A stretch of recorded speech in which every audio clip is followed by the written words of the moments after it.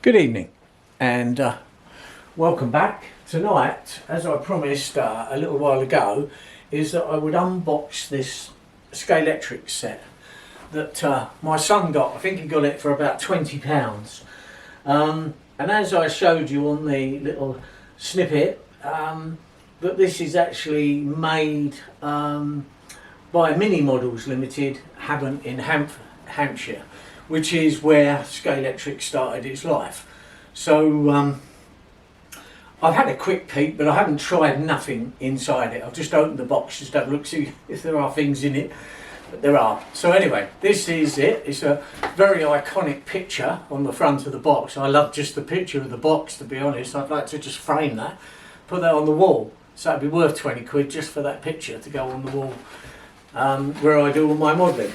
So inside, this is a set D31, and there's the instructions for it. Okay, it might come a bit closer for that so you can see. Come about here and have a look through. So it gives you the layouts. There's a figure of 8. There is an oval with a little bit in it and another kind of oval. There's two different shape, 3 different tracks altogether that you can build with this. And then inside it tells you what the various bits, how to put the track together. I mean, I would imagine most of you with Scalextrics know how to put it together. But on this older stuff, there were a few differences. It also tells you about fault finding, a source of power, the track, the controllers. A lot of these in them days, they ran off of batteries, the old-fashioned ever-ready batteries with the terminals that used to stick up. And I believe in here there may even be one of the joining terminals. So what you used to do, I think there were 3 batteries altogether that used to connect together to make the power pack. Obviously now you get a transformer. I think you could still buy transformers in them days, but I don't think they came with it. There was also one of the old-fashioned lap counters in here. If you remember them, they were red plastic with the numbers. Every time the car went past, if the car was strong enough, it used to flick the lever and you could count the laps. Quite primitive, but they did kind of work. A little bit hit and miss sometimes. So yes, so that's that. So there's 1 or 2 interesting things. There's 2 cars. There's this yellow one, which you can hopefully see there. It's a very old like car, but it looks quite nice. And like I say, I haven't even run these, so I've got a power pack over there, so we'll see if they run in a minute. But yeah, they're a lot different to the cars you get nowadays. But yeah, they look quite good. I'm not sure the age of this set, but yeah, I think it's quite old, a bit like me, I think. But there you are. 1 or 2 bits missing. I think there's an exhaust pipe missing on this one. So this is the red one. And actually underneath it does say Scalextric on the motor bit itself. So yeah, very much the same as a lot of them. Motor in there with a cog drive, and you've got the front where it goes in the slot in the track, and you've got the 2 brushes, one either side, for picking up the power. This one's got a slightly bent front axle, and also the tyres off a little bit, but it's not too bad, the bend. There's just a little slight bend in the axle, but I don't think it'll stop it from running. So yeah, so that's that. What else have we got with it? There's an envelope with D31 written on it. And then you've got the servicing scheme, which was offered by Scalextrics at the time. And it just gives you, obviously a lot of this now would obviously be no good whatsoever, but just purely for historic. It just tells you, it says there Minimodels Limited, Lee Park, Havant, Hampshire, England. And it's Lyons Brothers Group is who used to manufacture it. So there we are. That's that. Now, here we go. This is the lap counter. and underneath are little levers, and what happens as the car goes past, it clicks it. Doesn't actually seem to advance for some reason, but I know when we had the set when I was a kid, it didn't always click on. You really have to, it's not going past 1 for some reason, but yeah, the idea was good, but it didn't always do what it's supposed to do. But you can unscrew it. There are screws on the back. We could have a look at it inside to see if there's anything worth doing, but obviously nowadays you might have more electronic type gadgets. This is the old type track. So the old standard now, it's more of a slip together. It's quite easy on these ones. You just have to bend it, get the angle right, get the metal bits in, and then snap the popper bits together. I think that was quite easy and quite substantial, and you have to look around for the places on there for putting the power in. There's one there, if you can see it where my finger is, and you can see the bits, and there's the 2 holes.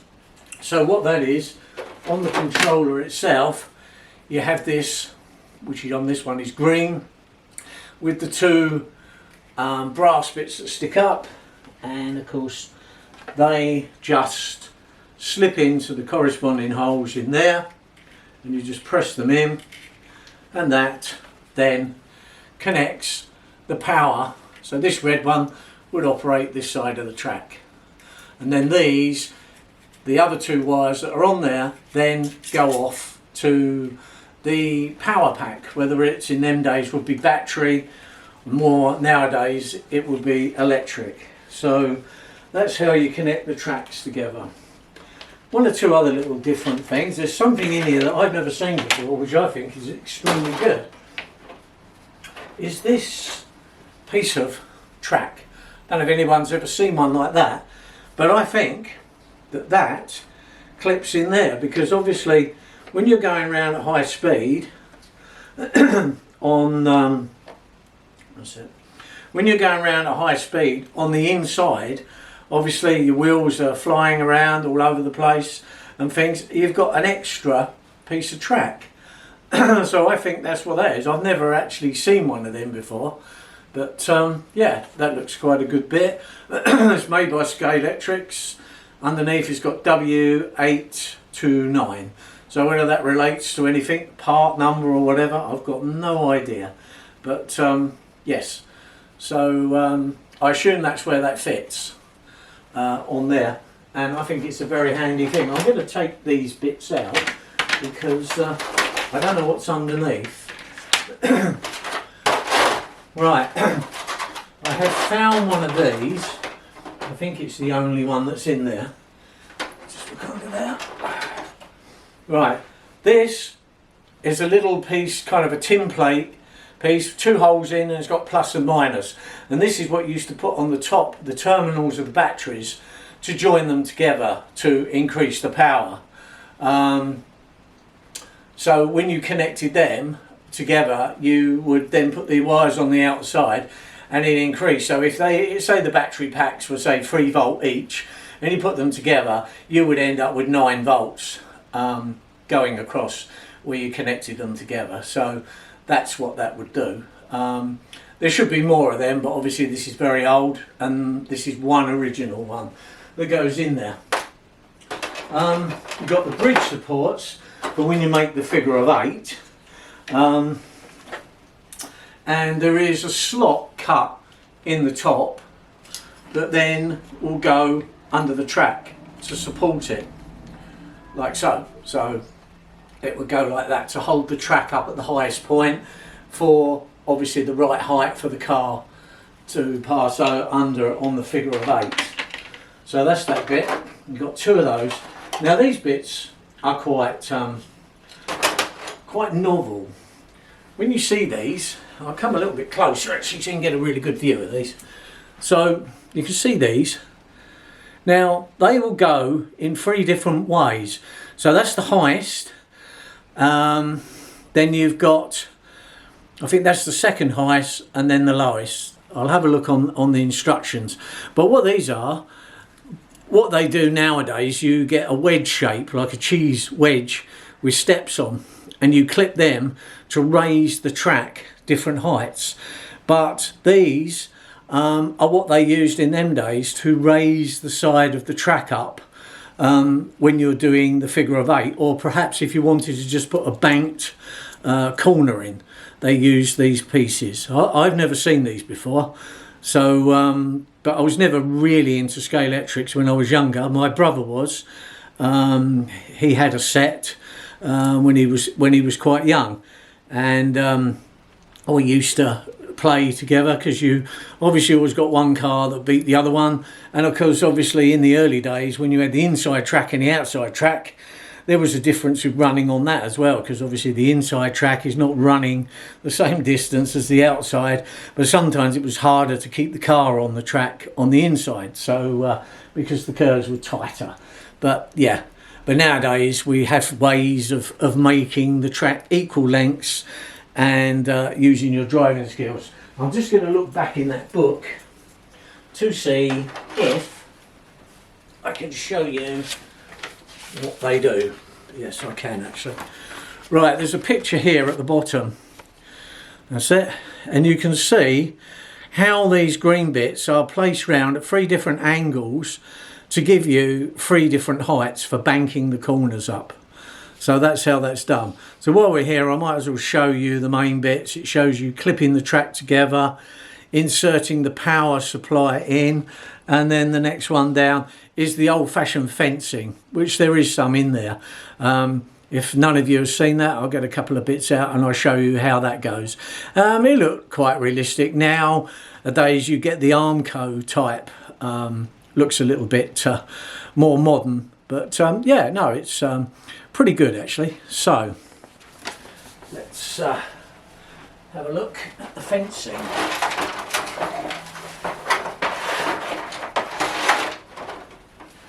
I'll get a straight bit of track. Right, so this is the fencing.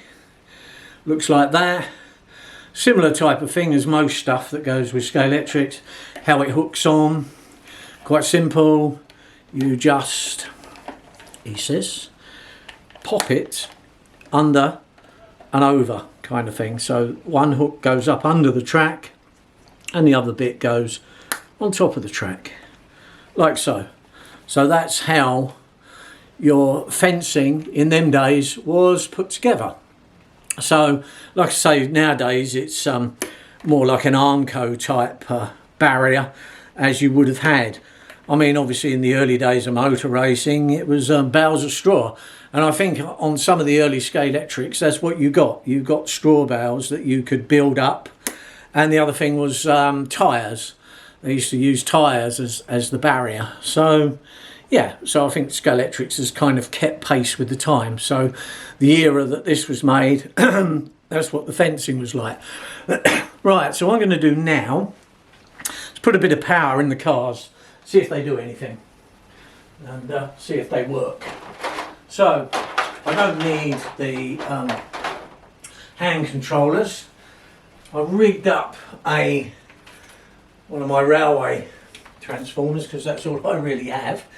It's being more of a railway nut than a Scalextric nut. That's what I do really. Right, I'll turn a bit of power on there, and then what I'll do is I'll touch the wires onto there and see what happens. So one on one side, one on the other, and nothing happens on that one, I don't think. No idea why, but no. So this one obviously will need a little bit of attention. I'm going to go for putting the wire on the terminal at the back of the motor instead of going via the brushes, in case there's some kind of yeah.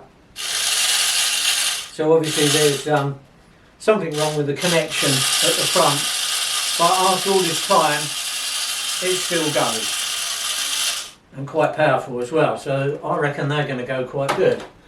So we'll try the other one. I'll try the proper way first at the front, see if anything happens, and Yep, straight away. I mean, they seem extremely powerful. I mean, you can hear that whizzing. Now, it's only 12 volt, because the good thing is with the transformer, I can slow it down. So, yes. So, there we are. That's the unboxing of that Scalextric set. Very old. Most of it's in there, by the looks of it.